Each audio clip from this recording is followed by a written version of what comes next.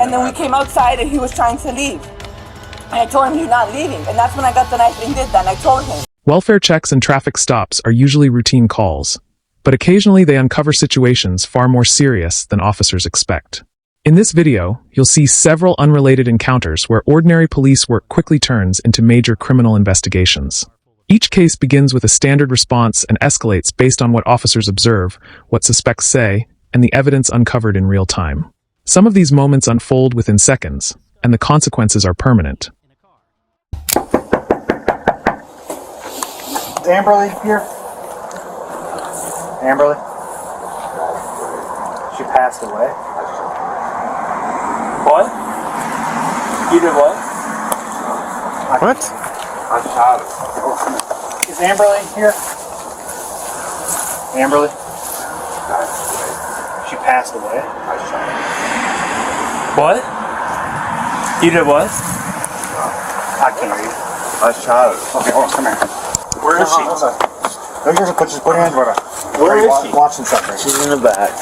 What? As you just saw, officers hadn't even entered the home before Tommy Powell admitted that his girlfriend, Amberly, was dead. An immediate confession like this is extremely rare, especially without any questioning or pressure from police.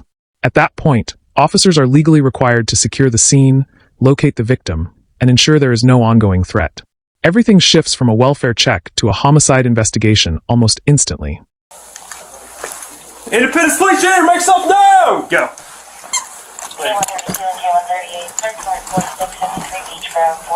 Watch your footing. Watch your footing. Clear in here, right? Huh? Clear. Independent police here, make something known! Make something known! Go. Oh, she's down. What? I got she's down. Make sure you're watching where you're standing and don't touch anything. Yes, sir.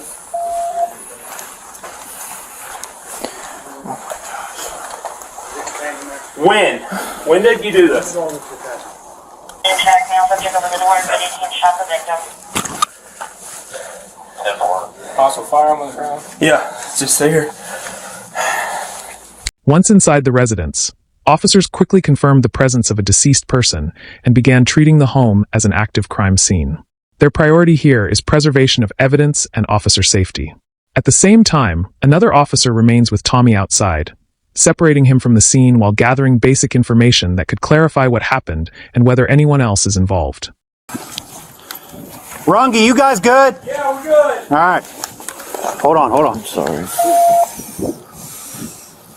Tommy, I'm going to read you something real quick, okay? Ran to right. Yeah. You're the right to remain silent. Anything you say can will be It seems like Tommy knew very well what was coming for him. turned. Do you understand these rights, Tommy? All right. Is there anyone else inside? Is it just her? Well, my pups. Okay, is it just Amberly? All right. Is it contained in there? When? When did you do When did all this just happen? Sunday night, so Monday morning, Sunday. Monday morning. There's a gun in one of the rooms down. No, the gun's under the bed. On the bed? All right. Do you need a squad or anything to check you out? All right. Do you want to tell me what happened here? We're fighting When were you guys fighting? Sunday morning. Sunday morning. What started the fight? Both crashed my What was it? What was it? She was selling my TV and stuff. Okay. And then what happened? I lost control. You what now? I lost control. Lost control? What made you lose control? I don't know. Are you okay? No. So when you say you lost control, what do you mean? What'd you shoot her with? Independence 19 to Independence 30. 20 gauge?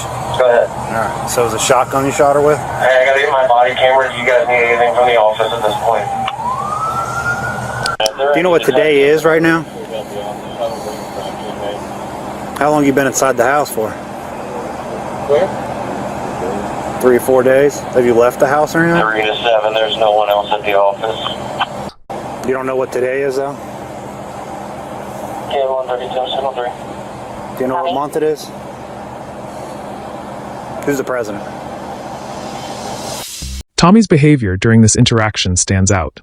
He remains calm, cooperative, and emotionally flat, even after admitting to killing his partner and remaining in the house with her body for days. While it's not possible to diagnose mental health conditions from bodycam footage alone, this level of detachment can raise concerns about shock, emotional numbing, or a deeper psychological issue. Investigators will later rely on forensic evidence rather than demeanor to establish intent and responsibility.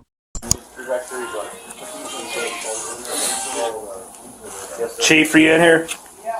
I'm coming through with the camera on to do a walkthrough. There's a TV on the floor in the bedroom where this occurred. That's just, it looks like it may have been on a shelf or whatever, may have been knocked off. But other than that, no, like it doesn't look like it's like destroyed. It just looks like it's been knocked off. The door does look like it's been kicked off the hinges. Yeah, make sure you move this around right here. And get whatever these are, because it looks like these pills might be everywhere. Related to, we want to call Melissa. Just to help out once you start getting stuff. I want to. Do you have a time frame of all this? Monday. Between the bed and the... That's what we heard. He shot her Monday, he said. Well, I didn't see what this initial call was. A well-being check. Somebody else called about it? Yes. Okay. And, yeah. There's blood splatter on the wall, and she's covered up. Her face is covered up. Yeah, he covered her. So was something's covered. a well-being check, that dude? He was here at the house. Like, he opened the door and said, I shot her. As investigators walk through the home, the physical evidence begins to tell its own story. Furniture is displaced, the television appears knocked over, and damage throughout the room suggests a violent confrontation rather than a single impulsive act. Scenes like this often contradict or complicate initial statements, which is why officers carefully document everything before drawing conclusions. With the scene secured, detectives now focus on obtaining a detailed account from Tommy. Even when a suspect appears cooperative, investigators remain cautious. Inconsistencies, omissions, or withheld information can significantly change how a case is charged and prosecuted. At this stage, detectives are working to confirm timelines, motives, and any factors that may not be immediately obvious. I'm Detective Strine with the Independence Police. This is Detective Young, McDellsmere. Okay. I don't know anything, man. I was at home, just kind of hanging out. Apparently, we got a call to your home. You looked up. What's going on? Shot my girlfriend. You shot your girlfriend? Okay. So, real quick, who lives there? Amberly Harris. Whose name's on the lease? Mine. Your name's on the lease? Okay. So, real quick, man. Do you mind if we search your residence? Kind of walk me through the process of how this kind of went through. And before we kind of begin with that, we have officers that are at your house right now, okay? Obviously, we need to be able to kind of process that scene effectively, and what'll make that scene processing a little bit easier is if you take on this consent to search form and allow us access to search your home. Is that okay? Okay. So I'm gonna walk this through with you real quick, okay? So how it works is that you're gonna sign your name right here. You got the flu. What's going on, buddy? Talk to me. COVID. COVID? Okay. Oh, so you haven't been to the doctor? Do you know where you are right now? Independence what? Sheriff's. Okay.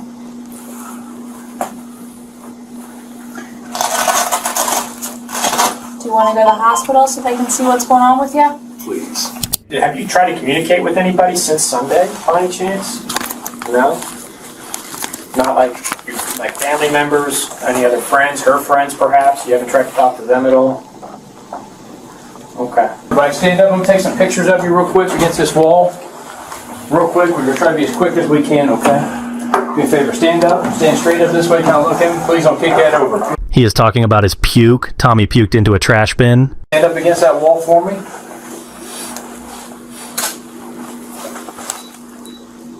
What investigators later uncovered adds an important layer to this case.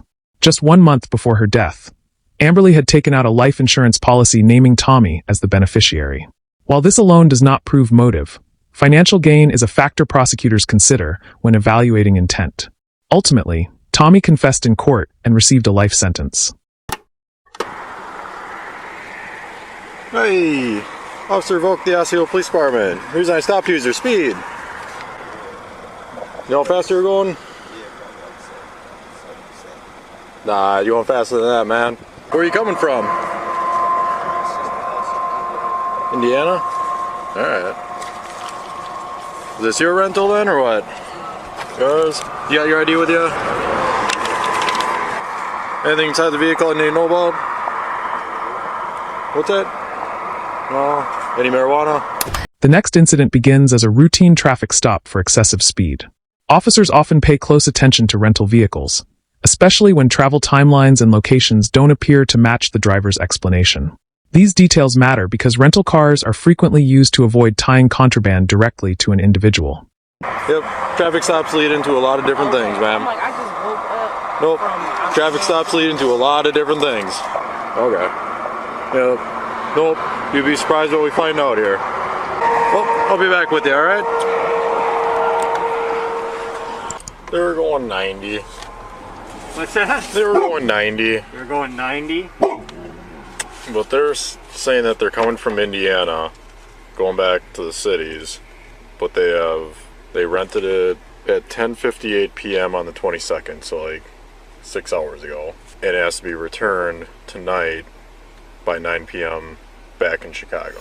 As the stop continues, the officer notices several red flags: a short rental period, long-distance travel, and inconsistent explanations about recent movements.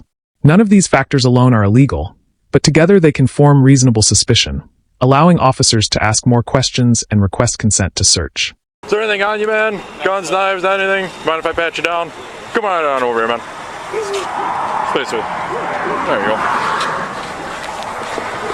Alright. Are you on probation out of Minnesota? No, sir. No? I'm not on that. Were you on probation before? No, sir. No? When was the last time you got arrested?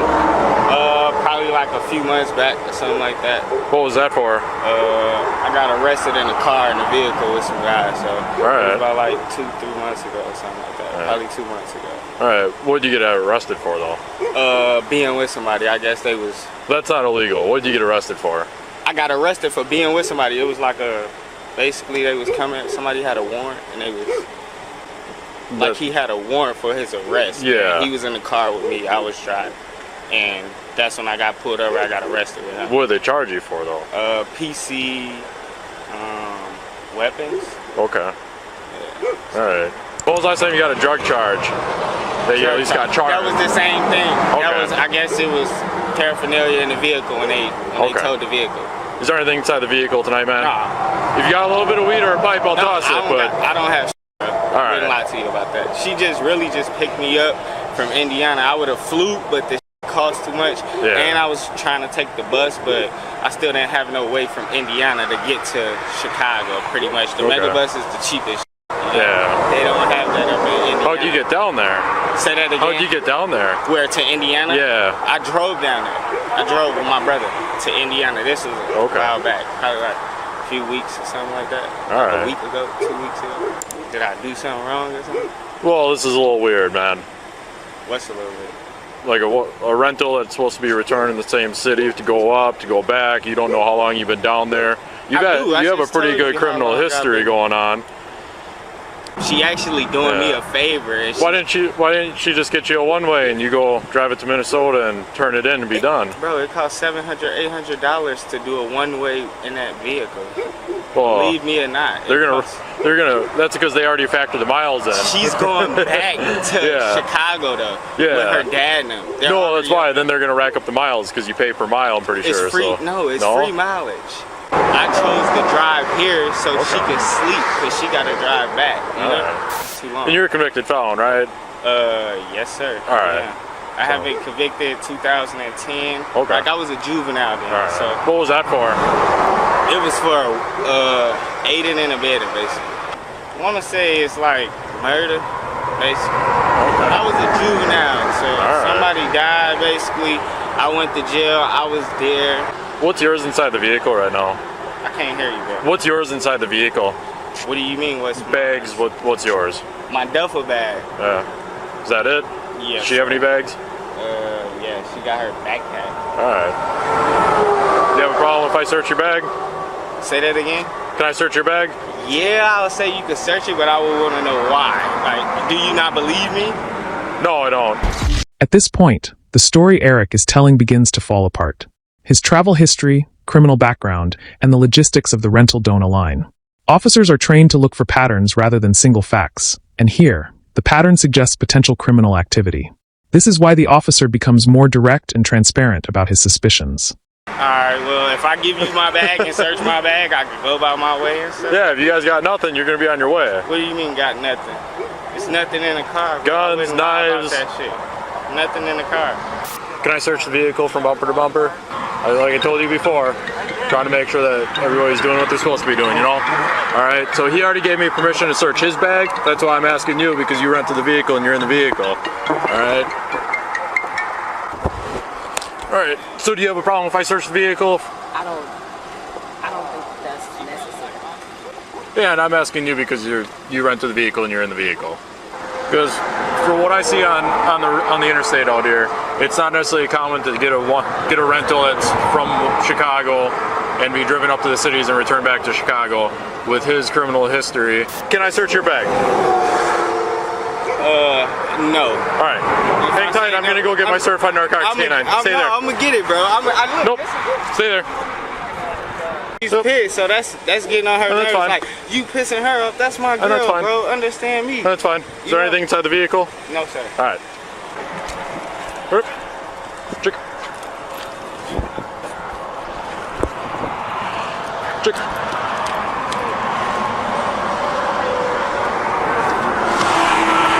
Come on. Right here. There you go. Take a seat. Can I sit in now? No. Please? She ain't gonna get you. Yeah, but can I sit in There's a cage. She I can't. know. Yeah. You'll be okay, man. Seriously, you're There you go. Getting anything on you inside the vehicle? No. No? Alright, then this is gonna be quick and easy, alright? I'll have you go step in front of my squad car here. I got a question. Yep. Is it a reason? Well, not is it a reason. The reason why we were separated. Can you guys just clarify that for the video? Yep, it's because I have one seat in my car. He has one seat in his car. And So is he's he in here. this car? Yep. Yeah. I would like to be in this car then. No. There's nowhere to sit. Let's go. Okay. There's nowhere to sit the dogs in the other car. What's up? Please, bro. Please. I'll sit. Put me in that one. She can't get you. Bro, she's loud as shit in my ear. Yeah. I promise you. Just calm down, man. After separating the occupants and conducting a search, officers locate over 1 kilogram of cocaine hidden inside the vehicle's trunk panel. The quantity alone indicates intent to distribute rather than personal use. While both occupants were arrested, the eventual dismissal of charges highlights how procedural decisions by prosecutors can dramatically affect case outcomes. Step on out. Your hands behind your back. What's going on? What's in the trunk? Because we found also what it looked like a bullet hole on the side of the car. She just rented the car, bro. So what's in the trunk now that you found? Are you going to be straight up? Yep, probably about the kilo that was tucked back there. And you think I had that? You did have it. You were driving. It's in the car. You're right. I was driving. It was in the car. Here we are. This is where we're at, though. You guys are in possession of it. You're driving the car. Okay. All right. Yeah. So you are under arrest for it. Yes. What do you have with you? Is it cocaine, fentanyl, or meth? Bro, you keep asking questions. You tell me what the it is. Okay. Tell me what's going on. Quit asking me questions. It was in the trunk. Well, it was behind the lighter. I need a lawyer for this. I need a lawyer to be able to talk on my behalf. You're under arrest. You're going to be going to jail. Hi, what's going on? Nothing, we're good. I'm getting my kids ready for school. They're gonna be late, so I gotta get them ready first. Well, what was going on though? Nothing's going on. I'm getting my kids ready for school. Well, somebody called 911 here and there was yelling and screaming. We're getting our kids ready for school. We're literally getting ready for school. They're gonna be late, and I'm in underwear, so. Right, and we're investigating a crime. So There's who no are crime you? Here. Who are you? You need to stop. Step out of the house. Stop. Step out of the house. Stop touching right me. now. My kids are right here. I'm not doing anything. Step out of the house now. Stop doing to me. Step out of the house now. Stop touching me. Look, I'm pregnant. Why is he touching me? Stop touching me. We are investigating a There's domestic nothing violence going call. on. Then talk to us and let us know. Who else is in the house? Just me and the kids and my husband. Leave me alone. Stop touching me. Here's the situation. Look what he's You're doing not to me. cooperating. I You're told hiding you. behind the wall. We can't see your I hid my underwear. Okay, so then you cooperate. Turn around, put your hands behind your No, stop. Leave me alone. I'm pregnant. Why are you touching me? Look what he's doing to me. Very easy. Just cooperate. Okay, doctor, stop. Be aggressive and touching me. Okay, we will. What's going on? Come here. No. Okay. These are my Step kids. outside. Come here. That's fine, but these are my kids. This is my You're house. not cooperating. We got a call. We're investigating. That's fine, and there's nothing Who wrong. else is in the Scratches house? all over your face. No, I don't. Leave me You and your alone. niños? Yes, you do. Yes, this is my family. Leave me alone. Stop. Stop touching me. Stop. Okay, well, stop touching me. Sir, Calm down. stop. My kids are right there. Leave me Calm alone. down. Calm down. I'm gonna sue you. Calm That's down. what I'm gonna do. What's going on? Okay, I will touch you if you leave me alone. Just You have- stop being aggressive on me. You have signs of injury on your face. That's You got a fine. 911 call. Okay, so stop. what's- obviously, there's Look something at my going kids on. are watching. Please stop. Because you were doing something in the house. No, I wasn't. I was getting my kids ready for school. I So just what's told going you. on Okay, leave me alone. I will talk to you. In domestic violence calls, officers have a legal obligation to investigate thoroughly. If there is reason to believe someone inside the home may be in danger, police can enter without a warrant. However, these situations also raise serious concerns about privacy and dignity, especially when emotions are high and children are present. Step out. No. Step Stop out. touching me. I'm not even in clothes. Step out here. Just follow Hi. directions. That's it. This is a private property. Why are you guys in my house? Somebody called 911 from here. There was a discussion over, give me some papers, give me this, give me that. So what is going on? You have a scratch on your This face. is not from today, though, sir.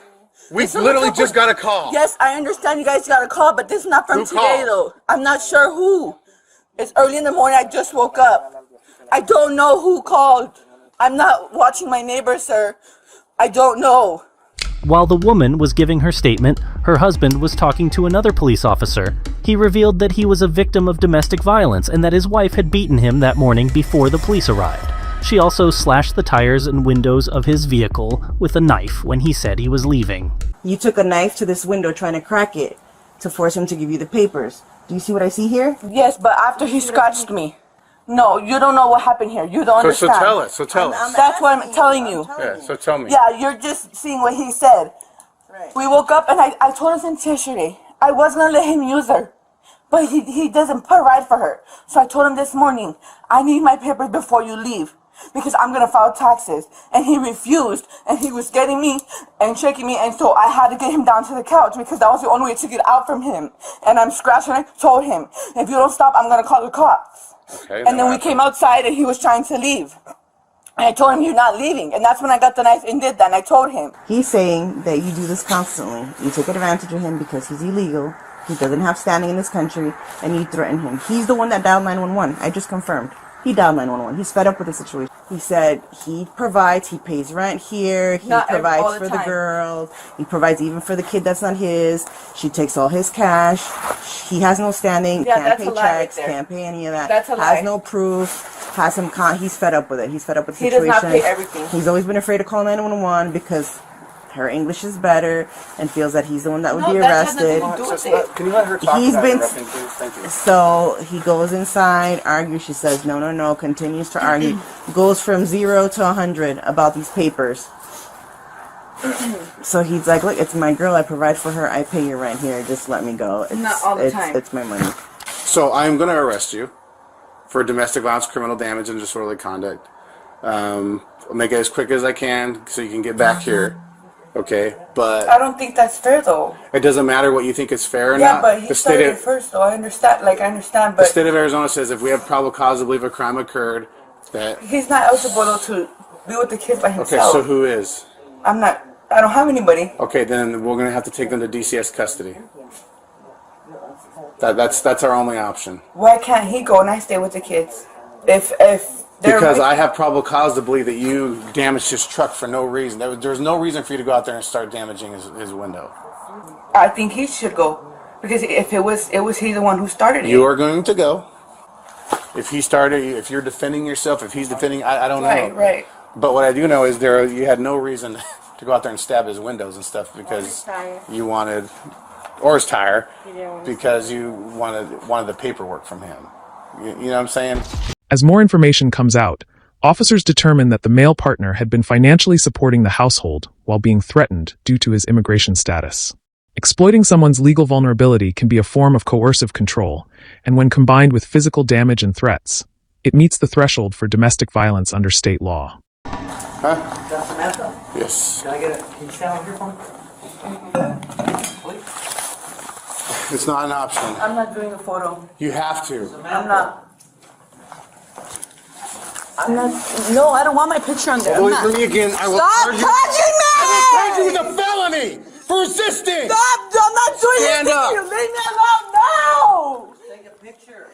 Leave me alone. You don't have the right to touch me. Stop touching me. I'm pregnant. Leave me alone. Stop. Leave me alone. I'm pregnant here. No, stop. You're hurting me. I'm not even doing anything. Leave me alone. You don't have the right to touch me. Yes, I do. No, You're you under don't. arrest. That doesn't give you right to touch me Look and, at the camera. and pinch me and squeeze me. How rude of you. Don't pull away from me. Okay, well, Do not stop pull away touching from me. No, I'm not. Look at the camera and get Leave your me picture alone. taken. Why are you touching me and bruising me? What the Get what's your wrong with picture you? taken. No, I'm not. I don't have to. Yes, you do. No, I don't. Get her picture, Tom. Stop doing that to me. No, you don't have the right to be touching me. Stop. You're hurting me, dude. I'm not What the doing anything to hell? you. Look at the camera. Leave me alone. I'm going to sue you because you're touching me and hurting me. I'm going I'm to not sue you. hurting you. I'm going to tell the judge when I go to the judge. Get your picture taken. No, I'm not. Leave me alone. This is not okay. Ever since you've been to the house, you've been touching me and hurting me. Leave me alone. What the hell's wrong with you? Don't pull away from me. Look what you're doing to Don't me. pull away Leave me from me. alone. Don't pull away from me. Leave me alone. You're hurting me. What an asshole. Stop. This is not okay for you to be doing this to me. Stop. You're hurting me. I'm not doing anything. Yes, you are. I'm not doing anything. You're pinching me. Leave me alone. Look. Leave me alone. Stop touching me. You're hurting me, sir. You're hurting me. I'm not doing anything. You're not. You're hurting me. Doing I'm going to anything. sue you. That's what I'm going to do. Okay. Sit in there. I'll make sure I sue you before I leave. Okay. Have fun. The final case begins with another traffic stop, this time involving erratic driving. Almost immediately, the officer notices multiple minors in the vehicle and signs of impairment from the driver.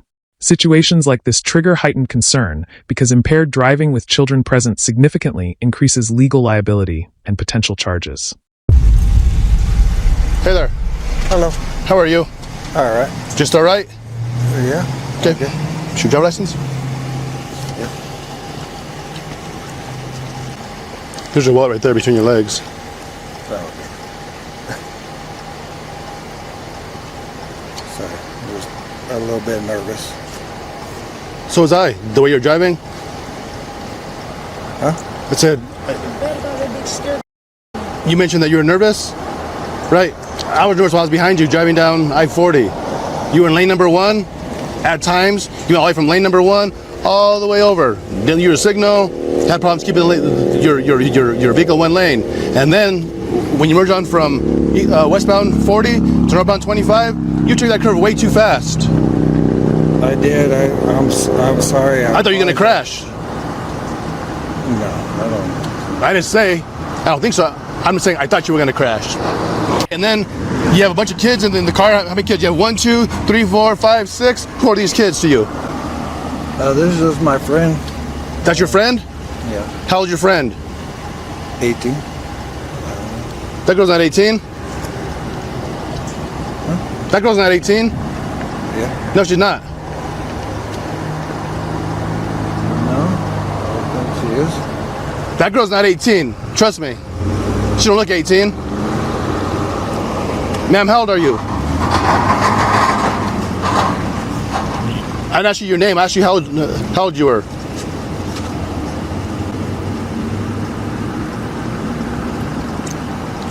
Jeremy, turn the car off and come back here and talk to me. All right. Let me see the keys. Thank you. Come on out.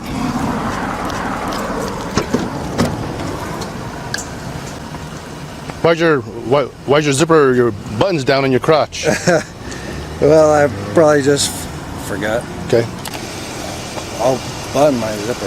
Yeah, please button your zipper. Yeah. I mean, I had to take like a piss and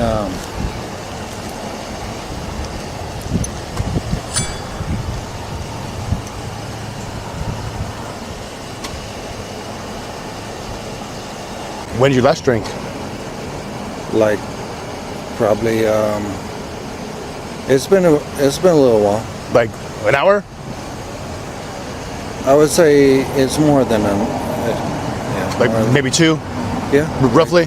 Okay. Like 2 hours. That's fair. Because you know what? 2 hours is totally different than, no, I haven't been drinking. You know what I mean? Yeah. But I mean, that's okay. That's okay. We're not gonna argue about it. I mean, I know what I smell. I know what I hear. I know what I see. Okay. Simple as that. I mean, yeah. I mean, I'm not gonna lie to you. Well, you already did. You said I hadn't been drinking. And then I kind of played you, said, was it an hour ago? Like, no, longer. 2 hours? Yeah. It's been a few hours. Okay. I mean, Gotcha. Well, I mean, we're not gonna argue about that. I mean, I know what I smell. Okay. Do you think you're safe to drive? Do you think you're safe to drive? Yeah. You do? Absolutely. Once again, you and I will disagree on that too. I don't think you're safe to drive. Just based on how you're driving. Indicators such as slurred speech, the smell of alcohol, and unsafe driving behavior give officers probable cause to investigate a DUI. When minors are involved, the offense escalates to child endangerment. The officer's focus shifts from traffic enforcement to preventing immediate harm. All those people in the car, who are they? They're just my friends. I mean, do you normally hang out with people who are young? How old are you? I'm 41. 41? Okay. Hang tight right there, okay? How old are you? And don't lie to me. I mean, okay, like I'm not gonna play the game where you lie. I know that you're not 18. Okay? So if you wanna have attitude, you in the front, okay? We go about it another way. Simple as that. So if I sense any attitude or you give me lip, we'll do it another way. Okay, how old are you? 14. Thank you. Simple question. 14. Really 14? Yes, sir. Okay. 14. Okay. 13. Okay. 13. Okay. 14. Okay. Who's this guy to anybody? That's our homies. And then she knows his kid. Okay. So that there's your homie. Okay. So you guys all need to call your parents. Yes, sir. Just so you guys know. Okay, I probably saved 6 lives tonight, at least 6 lives. Okay, I thought you guys were going to crash around that bend. He's going way too fast. Oh, yeah. And he's definitely not safe to drive. So, just to make sure that you're okay to drive, okay, would you mind doing a couple of field sobriety tests just to make sure? Yeah. Yeah? You would mind, or you would want to do them? What's it? Do you mind, or would you want to do them? Do you want to do them? Yes or no? I don't really want to. You don't want to do them? No, I don't want to. Okay, I'm just gonna let you know, if you don't do the test, I'm gonna have to place you under arrest. You want to turn around? You want to turn around? Alright, so you're gonna be placed under arrest for DWI, okay? Jeremy was ultimately arrested and charged with DUI and multiple counts related to child abuse. Subsequent investigations revealed even more disturbing details about his conduct. What began as a traffic stop likely prevented serious injury or loss of life, underscoring how routine patrols can sometimes uncover the most dangerous situations.